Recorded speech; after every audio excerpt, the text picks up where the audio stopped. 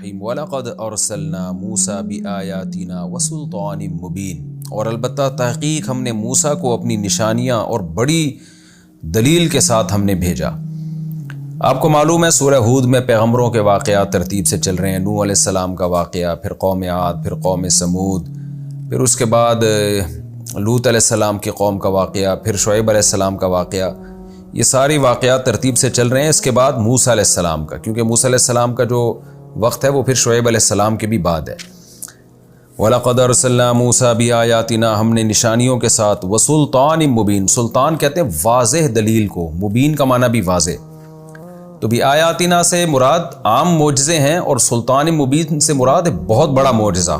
تو اکثر مفسرین اس طرف گئے ہیں کہ اس سے مراد ہے جو لاٹھی کو سانپ بنا دینا، اور وہ جو مقابلہ ہوا تھا موسیٰ علیہ السلام کا جادوگروں کے ساتھ، کہ ہزاروں جادوگروں کو موسیٰ علیہ السلام نے ہرا دیا، اور سب نے بیک زبان یہ اقرار کیا کہ آپ اللہ کے سچے پیغمبر ہیں۔ تو اتنی واضح دلائل کے ساتھ ہم نے بھیجا۔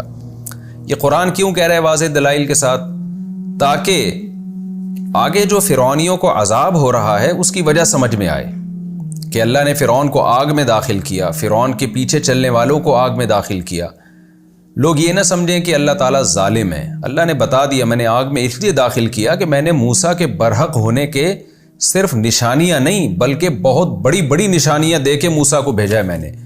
تو پھر تو بنتی ہے، آگ بنتی ہے کہ جو نہیں مانے گا پیغمبر کی وہ حقیقت میں اللہ کا انکار کر رہا ہے۔ جو اللہ کی نہیں مانے گا اس کا ٹھکانہ جہنم کی آگ ہی ہو سکتی ہے۔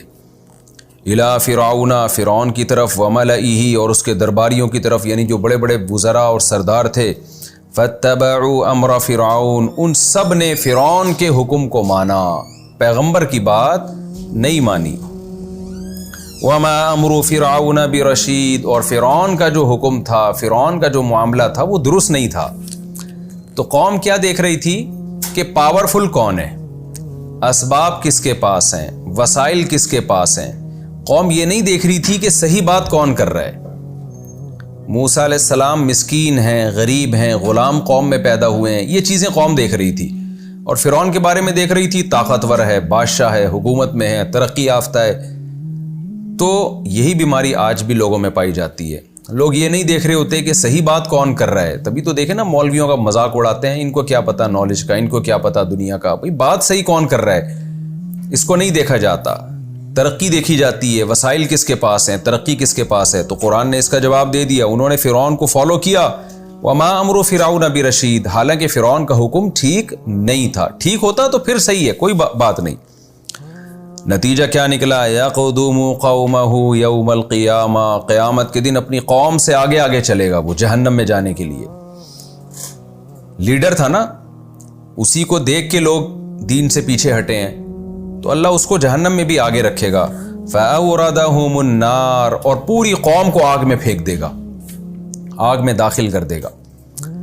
اب یہ مطلب نہیں ہے کہ فرعون خود اٹھا کے لوگوں کو آگ میں پھینکے گا، یعنی پھینکنے کا ذریعہ بنے گا، کیونکہ قرآن بلاغت کی کتاب ہے۔ بعض دفعہ کوئی شخص کسی چیز کا ذریعہ بنتا ہے تو ہم اس کی طرف نسبت کر دیتے ہیں۔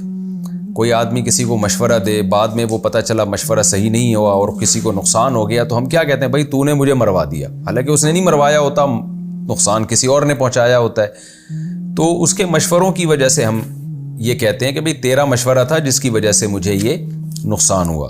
تو قرآن بھی کہتا ہے فَأَوْرَدَهُمُ النَّارَ، ان کو آگ میں پھینک دے گا، ڈال دے گا، یعنی ڈالنے کا ذریعہ بنے گا۔ لوگ کہیں گے تیری وجہ سے ہم اس آگ میں جا رہے ہیں۔ وَبِئْسَ الْوِرْدُ الْمَوْرُودُ، کتنا ہی برا داخل ہونے کی جگہ ہے جس میں داخل ہوا جائے گا، یعنی جہنم کتنی بری جگہ ہے جس میں کوئی داخل ہو۔ وَأُتْبِعُوا فِي هَٰذِهِ لَعْنَةً، اور اس دنیا میں بھی ان کے پیچھے لعنت چلائی گئی ہے۔ بعض لوگ ایسے ہوتے ہیں کفر پہ ان کی موت واقع ہوتی ہے، لیکن کوئی ایسے کارنامے کر کے گئے ہوتے ہیں کہ ٹھیک ہے آخرت میں ان کا ٹھکانہ اچھا نہیں ہے، لیکن دنیا میں ان کو اچھے ناموں سے یاد کیا جاتا ہے۔ جیسے بعض سائنسدان ہیں، انسانیت کی خدمت کر کے گئے مگر خدا کو نہیں مانتے تھے، ان کو کفر کی سزا ملے گی، لیکن جب ان کا نام آتا ہے تو لوگ ان پہ لعنتیں نہیں بھیجتے، لوگ ان کو برے الفاظ سے یاد نہیں کرتے۔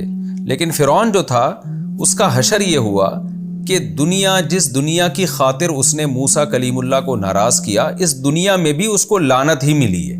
کوئی دنیا میں ایک فرد بھی ایسا نہیں ہوگا جو فرعون کا تذکرہ اچھے الفاظ سے کرتا ہو کہ بھئی ایک اچھا انسان تھا جس نے انسانیت کی خدمت کی، یا کوئی اچھی گورنمنٹ کی اس نے چلائی، کوئی بھی ایسا نہیں ہے۔ اللہ فرماتے ہیں دنیا میں بھی لعنت، و یوم القیامہ، اور قیامت کے دن بھی لعنت۔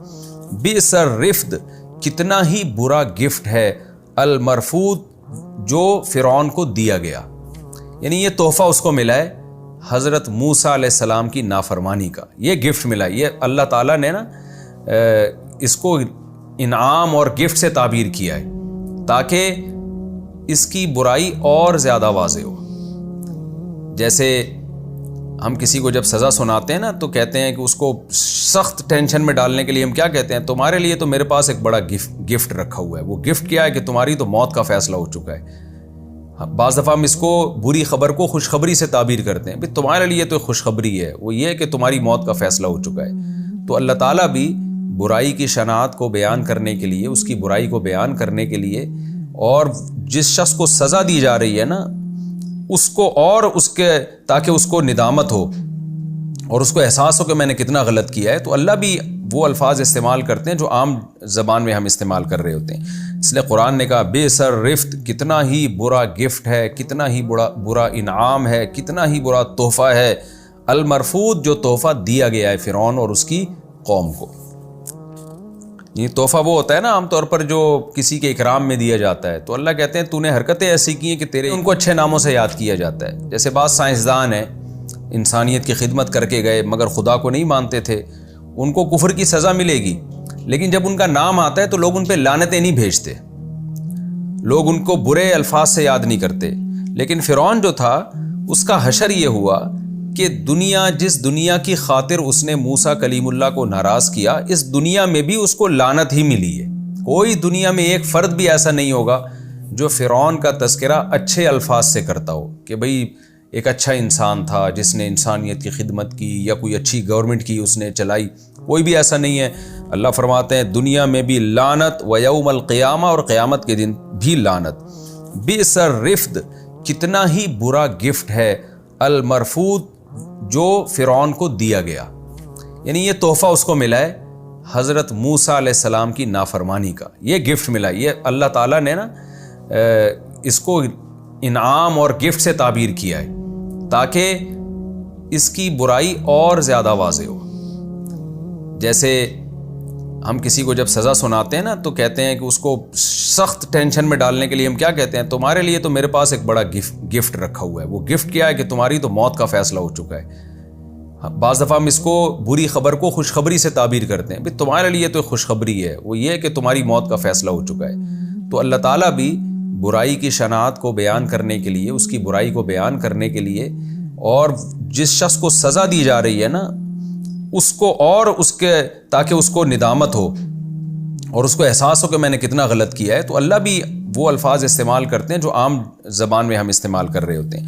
اس لیے قرآن نے کہا بئس الرفد، کتنا ہی برا گفٹ ہے، کتنا ہی برا انعام ہے، کتنا ہی برا تحفہ ہے، المرفود، جو تحفہ دیا گیا ہے فرعون اور اس کی قوم کو۔ یہ تحفہ وہ ہوتا ہے نا عام طور پر جو کسی کے اکرام میں دیا جاتا ہے، تو اللہ کہتے ہیں تو نے حرکتیں ایسی کی ہیں کہ